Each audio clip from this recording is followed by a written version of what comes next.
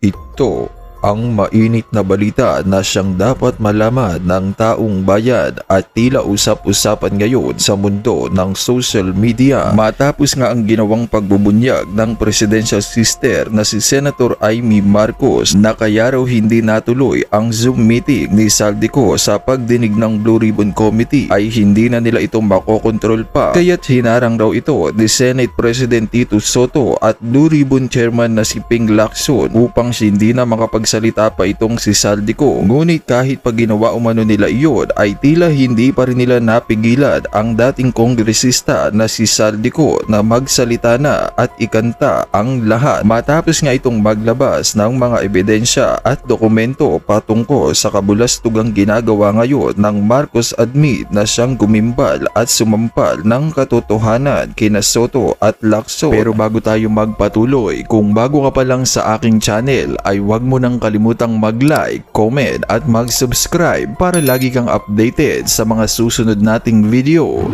Ping Lacson, itinuturing na kwentong walang halaga ang pasabog ni Saldico sa kabila ng eksplosibong testimonya at mga dokumentong ibinahagi ni dating Ako Bicol Representative Saldico sa kaniyang social media para patunayan umano ang utos ni Pangulong Marcos sa 100 bilyong budget insertions ay naninindigan pa rin si Senate President Pro Tempore Ping Lacson na hindi pa rin ito maituturing na ebidensya. Giit ni Lacson, mananatiling narasyon o kwento lamang ang mga pahayag ni Saldico hanggat hindi niya ito isasalaysay sa ilalim ng panunumpa. Dagdag ng senador, maaaring payagan ng Senate Blue Ribbon Committee si Saldico na tumestigo sa Philippine Embassy o Consulate Embassy kung tunay itong hindi makauwi dahil sa ipinapahayag nitong banta sa buhay. Kaya naman ayon pa nga sa komento ng ilan sa ating mga kababayan, pag against Romualdez at BBM walang halaga pero puro iwas investigasyon. Bawat sinasabi sa hearing ay dapat bigyan ng pansin at imbestigahan. Ipatawag ang mga taong nasambit. Huwag mo nang gaguhin ang mga Pilipino. Nakakarami ka na. Ping Lacson, ikaw ang walang halaga sa amin dahil sa mga pinaggagawa mo. Sana mahiya ka naman sa mga Pilipino at sa pamilya mo. Masyado kang halata na wala na ang paggalang namin sa iyo. Mukhang nabahagian itong si Lacson sa 100 bilyon pero kung ang itinuro ni Saldico ay mga Duterte, sigurado sasabihin niya matibay na ebidensya ang mga isiniwalat ni Saldico kahit hindi pa nanumpa. At para sa bupang detalye ng balita, narito't panoorin natin ang full video.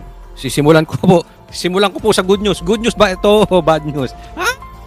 Nagladlad si Ping. No, sige, pasok. Pasok na, walang probative value. Kasi hindi naman under oath. So, ano yung mga, kung walang probative value, ano siya? Ano wala, narration. Kwento.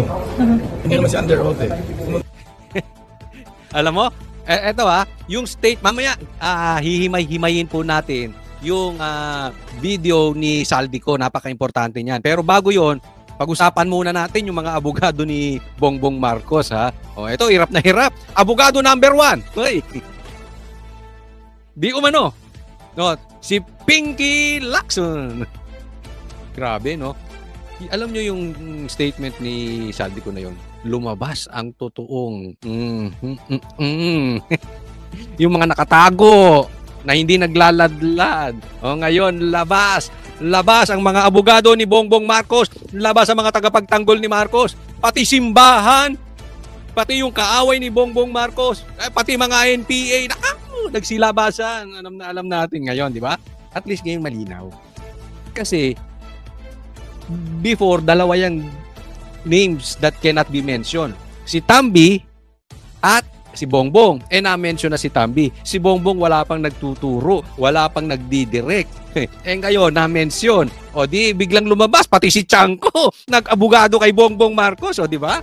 Makikita natin ngayon kung sino talaga yung habol ay matukoy yung mastermind or ang habol ay mailayo ang usapin kay Bongbong Marcos. Di ba litaw na litaw?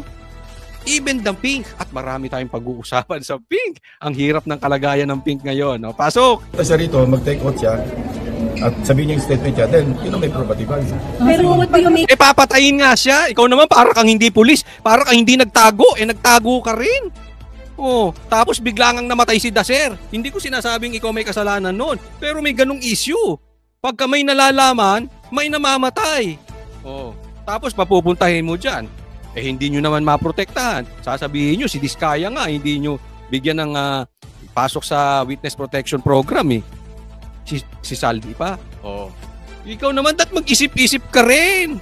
That sir, nagtotoo si Pangulo talaga yung nag-insert daw, nagpa-insert ng 100. Mahirap mag-speculate. Alam mo, ito ako, kasi alam ko yung kalakaran pagdating sa mga insertions.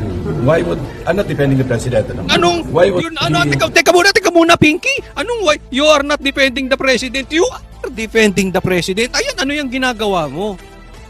Di ba? Nag-aabogado ka doon sa presidente kasi simple lang yan eh. Ikaw bilang Blue Ribbon chairman, dapat, sige, may lumalabas na ganyan. Hindi ikaw abogado nung kung sinong partido. Tanggapin mo lang kung may pumapasok na ganyan, di sasabihin mo, sige, imbitahan natin siya. Or baka meron siyang mapakitang ebidensya at titingnan natin. Hindi yung pinagtatanggol mo si Bongbong. Siguro tanungin din natin si Bongbong. Di ba? Anong masasabi ni Bongbong? Ibig sabihin nakagitna ka. Kahit yung mga katulad mong Peng, ikaw Pengke, halatang halata. Alam nila kampo mo. Alam nyo, ito sample lang. Malalaman mo yung demonyo. Ito hindi connected kay Pinky. Ha? Yung demonyo, kakalabanin yan yung kaaway. Tama o tama. Pero pag parehas kayo ng tono, halimbawa, maling katuruan, hindi kanyang kukontrahin, hindi kanyang papatayin. Tingnan nyo anong pinapatay. Diba? Anong punto ko lang dyan? Bakit hindi ka binabanata ng Peng? Kasi pinagtatanggol mo si Bongbong. Halata. Hindi yung proseso ang pinagtatanggol mo. Insert 100 billion sa BICAM, samantalang sa NEP, kaya niyang gawin yun eh. Second, bakit niya binito? Tingnan mo yung isa script nila, di ba? Bakit niya binito? Sa NEP kaya niyang gawin. Para hindi obvious. Tanga naman itong mga ito. Ang dali-dali nung script. Kasi pag masyadong halata, alam mo sabi, siya nga ang nagpapaimbestiga. Kaya nga. Kasi alam niyang sasabog yung baho. Alam niyo yung umutot? Yan ang maingay. Sino umutot? Pero siya umutot, inunahan niya lang. Kasi alam niya mangangamoy eh. Di ba pag umutot ka, unang dadaan yan sa'yo sa ilong mo. Di ba? Lalo kung mabaho. No choice ka. Kailangan mo sabihin, sino yung umutot? Pero siya yun.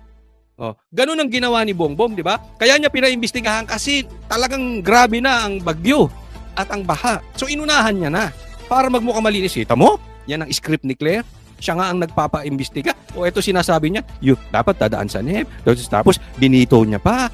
Para hindi halata. Gusto mo magnakaw halata? Ito na lang isipin yung mabuti. Ang tagal ko na tong sinasabing paulit-ulit. Tatandaan nyo ito. Saldico is a party list. Party list, ilan lang boto niyan? Hindi ko minamaliit ang party list. Pero he cannot be that powerful para imanupula ang pera na walang go signal sa ibabaw. Huwag nga kayong tangang mga politiko. Party list lang yun. Hawak niya trilyon, bilyon. Siya nagdidesisyon. Tapos hindi alam ni Tambi, tapos hindi alam ni Bongbong, ang linis nyo, Teng. Ang linis nyo, Teng. Kaya ang sinasabi ko, ako, dapat din managot ang mga kontraktor at DPWH. Okay, walang problema dyan. Pero hindi naman makahagalaw yun nung walang mastermind. Sindikato tong mga to. At yung sindikatong yan, may mastermind yan. Dapat, he is supposed to be that powerful para may command siya. Ano yung ganun na lang katanga si Bongbong Marcos? Bakit niya in-FLR? So unbelievable, incredible? No, I'm not saying it's unbelievable. Pero at face value, meron tayong sasabi na yung sabihin natin common sense only because alam ko yung budget process, yung budgeting process na nagsisimula sa NEP na yung presidente may complete control over what should be inserted in the NEP. So kung ganun na pala, ba't sa BICAM pa siya magpapa-insert? Hindi siya part ng BICAM. Hindi siya part ng BICAM eh. So dapat sa NEP pa lang, sinabi niya na yung DB. Nasagot ko na yan, di ba? Para hindi halata. Okay. Ngayon, bigyan muna natin ng let's assume. Kasi sabi niya, So, ibig sabihin na incredible yung Hindi, parang ang punto ni Lacson, hindi naman niya sinasabing, hindi totoo yung sinasabi ni Saldico. Kaya lang, hindi naaayon doon sa na-experience ni Lacson, yung ginawa ni Bongbong Marcos. Pagpalagay lang, nagsisinungaling si Saldico. Pagpalagay lang natin, nagsisinungaling. Di ba hindi ka dapat mag-take side? Being the Blue Ribbon Chairman. Dapat sasabihin mo lang, titingnan natin, iimbestigahan natin si Bongbong, imbestigahan din natin si Saldi, tingnan natin, i-connect natin. At mananawagan kami kung sino pang may nakakaalam patungkol kay Saldi at kay Bongbong ng matimbakan, timbang natin, magpasa kayo ng mga ebidensya. Tapos, di ba mukhang patas ka? Yang ginagawa mo Pinky? Hindi. Mukha kang abogado ni Bongbong. Sinabihan niya ng DBCC, uy, maglagay kayo ng 100 billion sa DPWH. And okay, after assuming na totoong nagpa-insert sa BICAM, ba't yung dito? Sayang ba na hindi nyo na-invite kahit sa Zoom si Saldico para sana kahit pa paano? Ito, okay? Tingnan yung mabuti. Nag-iiba ng tono si Saldi. Si Pinky. Nag-iiba ang tono mga abogado niya. Dati, gusto niyang imbitahan ng Zoom. Ang mga sinasabi, wag kasi pag inimbita mo ng Zoom yan, hindi mo naman na mapapasinungalingan. Mamaya magsinungaling yan, hindi mo naman makukontempt. Pero ngayon, iba na tono ni Pinky. Si Senator De La Rosa suggested. Kita mo, tinuro pa si Bato. Sa chat group namin. Sabi niya, Sir Ping, may apprehension ako kasi pagka pinag-zoom natin yan, hindi naman siya under oath. Baka gamitin lang propaganda at kung sino-sino ituro. And we cannot hold him accountable. Hindi natin siya ma-cite in contempt of the committee because wala siya rito. At hindi naman siya under oath. Now, kung pupunta siya sa isang embassy, Philippine Embassy or Philippine Consulate, at doon siya magre-request na mag-zoom under oath, valid yun. Okay. Alam mo kasi problema nyo, nag-iiba na kayo ngayon. Meron na siyang kondisyones. Ayaw na rin niya ng Zoom. Di ba? Kasi ang problema sa inyo, ang tagal pinauuwi. Hindi nyo kinansila yung passport ni Saldi. At yung pala, kaya hindi kinansila ni Bongbong yung passport na kahit meron siyang magagawa kasi pinag-stay siya doon para hindi mag-turo. At gagawin siyang sangkalan. Siya ang gagawing parang sacrificial lamb. Lahat ituturo sa kanya. Yun yung sinabi ni Saldi, di ba? Pinauuwi na nga yan. Tagal nang pinauwi, hindi ginawa ng paraan ni Bongbong Marcos. Ngayon, gusto nilang pauwiin. Bakit? Kasi nasabi na eh. Anong sabi? Nakatahin siya rito. Tignan mo, nagbabago sila? Yes, kung magre-request sila gano'n. May invitation nga kami sa kanya eh. But do you also make of yung testimony ni Bernardo? For example, kila Grace po, kila Mark Villar, na hindi sila mismo Kaya nga, nakausap, staff lang. that's all under consideration paggawa namin ng committee report. Mahirap yung hindi direct at saka walang supporting evidence or document. Yun ang sinasabi ko sa kanya when I talk to him. Kung magsasabi ka ng pangalan, kailan meron ka pinanghawakan na mailinig mo yung pangalan at sa hawak mong dokumento. Kung wala, wag mo nalang sabihin. Okay. Pinky, sabi niya, kung wala kang hawak na, parang sinasabi niya kung wala kang hawak na ebidensya, wag mo na lang banggitin yung pangalan. Diba? Ganyan din naman yung ginagawa ni Ombudsman. Kung wala kang hawak na warrant of arrest, wag mo nang banggitin. Sabihin na, hindi, iba naman yun. Parehas din yun. Pag ginagawa sa inyo, ayaw nyo. Pero ito masasabi ko sa iyo, Pinky, relax ka lang. Kasi bakit? Part 1 yun. Ilalabas niya ng ebidensya. Tatandaan mo. Kung totoo yung sinasabi ni Saldi, and I believe, hindi man sakto yung pagkakasabi ni Saldi, hindi makakagalaw si Saldi at possibly mastermind talaga yan si Bongbong. Maraming hawak yan na ebidensya. Relax ka lang. Part 1 lang daw yan. May timing dyan. Mamaya ilabas sa rally. Kung ako nga kay Tambi, ilalaglag siya ni Bongbong Marcos. Ito opinyon ko. Pero tong opinyon ko, hindi ko pinulot sa puwet. Okay? Kasi meron akong nakakausap. Naggrupo na nilalaglag si Tambi. Atin lang, huwag niyong ikakalat. Atin lang yan. At yung grupo na ito, grupo ng mahal na mahal si Bongbong. Okay? So, I therefore conclude In my opinion, ilalaglag talaga to si Tambi. Ha? Kaya Tambi, magsalita ka na ngayon pa lang. Okay? Ituro mo yung mastermind. Mark my words. Maalala nyo ko pag nangyari ito. Ilalaglag ni Bongbong si Tambi.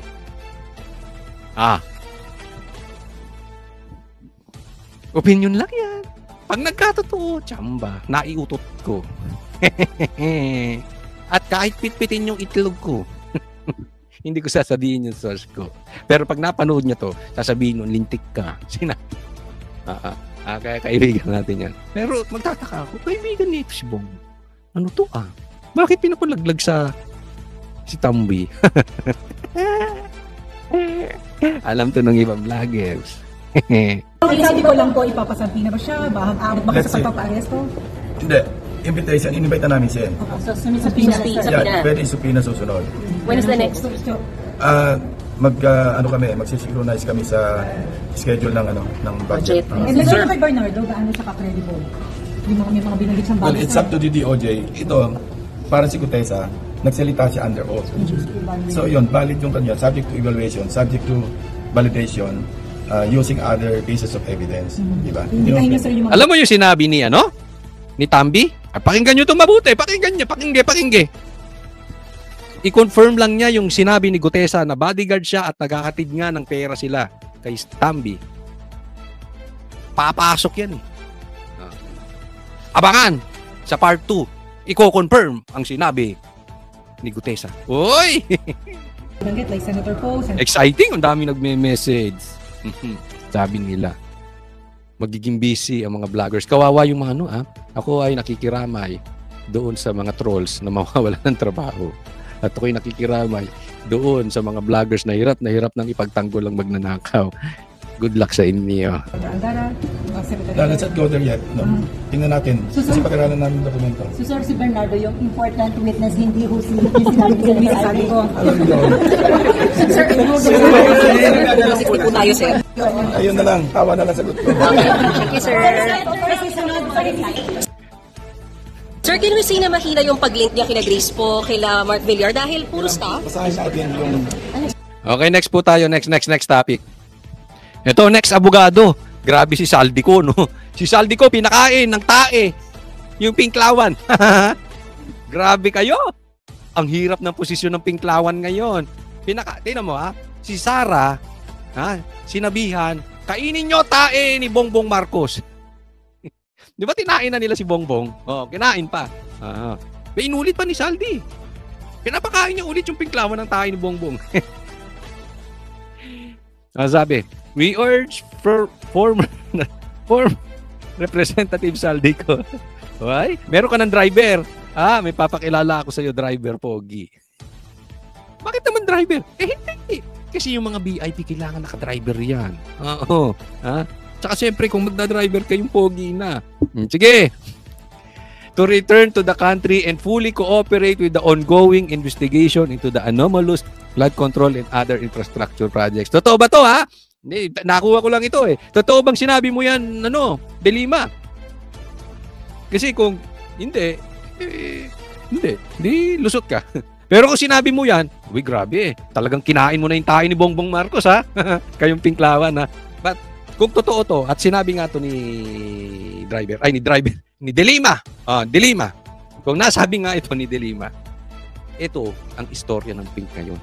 Grabe yung nila. May napanood ako, sabi nung isang vlogger. Si vlogger interview at saka si interview sarcastic. Yan. Pangalanan na lang natin ganun, si vlogger interview at si interview sarcastic. Ngayon. Ang posisyon nila, hindi namin pinagtatanggol si Bongbong Marcos. Pero ang tanong dito, yung binanggit ni Saldico, sinong makikinabang? Si Sara daw. Kasi pag pinag-resign, si Bongbong, papalit si Sara. Tingnan mo. Okay, let's assume hindi nga nila pinagtatanggol. Number 1, hindi nga nila pinagtatanggol si Bongbong Marcos. Number 2, inaamin nila na si Bongbong Marcos ay may kasalanan. Directly or indirectly. Maaring kung hindi man siya nakinabang, sobrang tanga niya na bakit niya hinayaan. So talaga namang involved daw si Bongbong Marcos. Pero, may pero makikinabang si Sara. Parang, ito ay ginagamit ng Duterte. At pinapalabas nila, kasalanan na naman ng Duterte, pamira. Pati yung pagnanakaw ni Bongbong Marcos, kasalanan ni Duterte. Pati yung ini-insert ni Bongbong, kasalanan ni Duterte. Pambihira, kawawa naman yung matanda doon. Nananahimik na, giniginawan, lamig-lamig sa dahig. Tapos yung isa nagnanakaw, kasalanan na naman ni PRRD. Yan ang istorya ng Pink ngayon, hirap ng kalagayan nila. They are forced to eat Bongbong Marcos shit. Di mura yun, ha? Tae pong ibig sabihin nun. Puwersado silang kainin ang tae ni Bongbong Marcos. It's because they don't want Sara to be the president. Ang punto ko dito, maaring halimbawa lang, for discussion purposes, maaring nagsisinungaling si Saldico. Maaring, kasi sa kanila kine-question nila yung timing. Saka siya nagsalita kung kailan mag-rally ng 3 days. May kamay dito ang Duterte. Ganun ang ano nila. Pero hindi kami nag-aabogado kay Marcos. Ganun. Pero pag tiningnan ninyo, may kasabihan. Nakasulat sa libro. The book of all books. The book of books. Ano ang laman ng puso, yun ang nilalabas ng bibig. Tingnan mo ang Pink Lawan. They are not concerned matumbok ang mastermind. Dapat yan, kung may lumalabas na katotohanan, o kahit kasinungalingan, pero meron ng lumalabas na nagtuturo na kung i-connect mo, very possible, kasi sino ba talaga ang may kapangyarihang humawak ng perang may command? Instead na titingnan nila doon, maging happy sila, totoo man or hindi, at least may lumalabas na umaandar na yung ebidensya, napupunta na sa mastermind, nakatingin pa rin sila sa pag-upo ni BP Sara. The abundance of the heart, the mouth speaks. Pink, hindi kayo concern sa taong bayan. Ang concern nyo lang, hindi makaupo ang Duterte. Yan na yun. Huwag nyo na kaming paikot-ikutin. Mas gugustuhin nyo pang makalusot ang magnanakaw kaysa makaupo si BP Sara. Kaya masaktan na po yung mga kaibigan nating Pink. But that is the truth. Nothing but the truth. Masakit? Pero yan kayo. Tingnan nyo boses nyo. Tingnan nyo tono nyo. Hindi na kayo tumitingin sa katotohanan. Ang tinitingnan nyo lang, hindi dapat makaupo si Sara. Mga buwisit kayo. Yan ang tono. Ngayon gusto nyong pauwiin. Gusto ko lang himayin itong video ni Bongbong Marcos. Gusto kong bigyan ng komentaryo. Pakinggan po natin. Former speaker included in the list, sir? I don't think so because no. The only evidence that has been made against him is in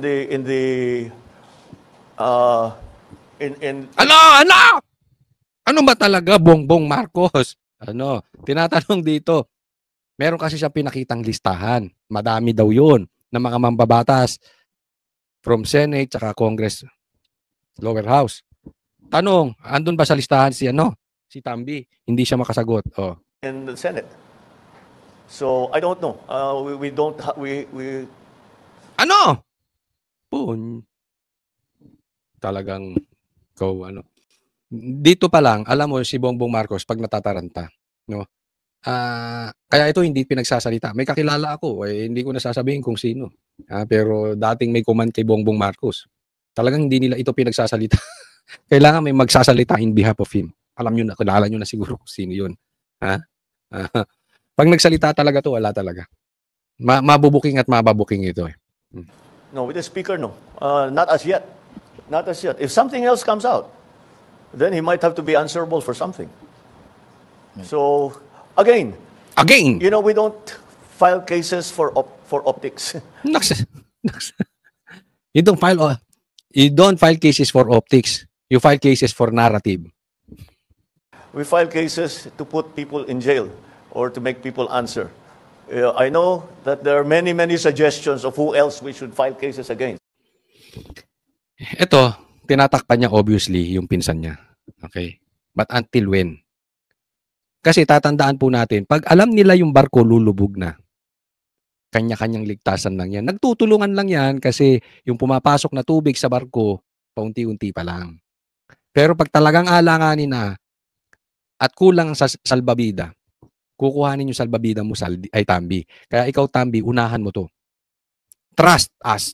Ilalaglag ka nito. Kung nilaglag nito, yung nagpakulong sa tatay niya, kung nilaglag nito, yung nagbalik sa kanya bilang presidente, sino ka? Pinsang ka lang. Kung yung pangarap niya, ipinagpalit niya, itrinaydor niya, ikaw pa, Tambi, unahan mo na. Pag ikaw na unahan nitong ilaglag, tapos ka. Maniwala ka, Tambi, hindi ka na makakabawi. Kahit anong sabihin mong palusot, di ka na makakabawi. So, unahan mo na. Alam na ng taong bayan, this is public knowledge. Alam na naman ng taong bayan kung sino. Hindi naman kinokontrol lang nila yung media, but yung karamihan ng taong bayan, alam na kung sinong mastermind. Kaya para mabawasan yung iyong magiging kapahamakan dito sa nangyaring ito, unahan mo na ito. Pero ito, gustong-gusto talagang nagkakampihan yung magpinsan eh. So, alam mo, wala talagang patutunguhan yung investigasyon. Okay. Kaya yung rally, 3 days yun eh. To give them time. Hindi magiging successful yung rally kung talagang kayo ay seryoso sa investigasyon. Pero kung nakikita nilang ganyang takipan, it's almost, in my opinion, this is almost sure Bongbong Marcos is one of the masterminds. Isipin ninyo yung mga congressman na nasa listahan. Yung pinsan niya wala. Ganon? Ganon kalinis yung pinsan mo? Ganon katanga? Nagnanakaw yung nasa ilalim niya, siya hindi. Gising, Tambi. Pero ako, kaya critical po yung critical po yung rally. Pag lumakas talaga at dumami yung nagrarally, up to the 3rd day, mag-uunahan na lang. You will see vloggers na babaligtad. You will see politicians na babaligtad. And one of the cousins, itong magpinsan na ito, isa dyan, maglalaglagan na. Pag talagang, kaya very important yung rally. Ha? Let's do it peacefully, pero let's attend.